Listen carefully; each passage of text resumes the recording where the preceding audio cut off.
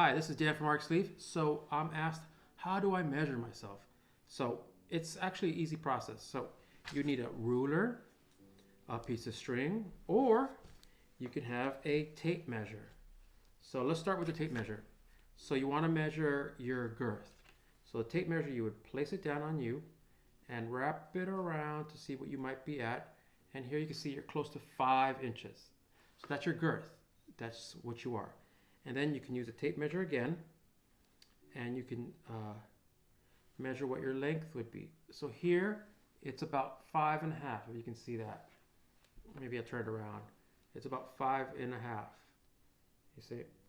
Or if you don't have a tape measure and you have a ruler and a piece of string, then what you do is you take yourself, you measure around again, pinch off where they meet, and then lay that down on a ruler, such as this, and you can see it's 5, or close to 5. Same concept. Well, you wouldn't need the string. You could use the same ruler to measure yourself as far as length. So here it's about 5.5. Oops, maybe 5.5, you can see that. So that's how you measure yourself. Hope that helps. Thanks.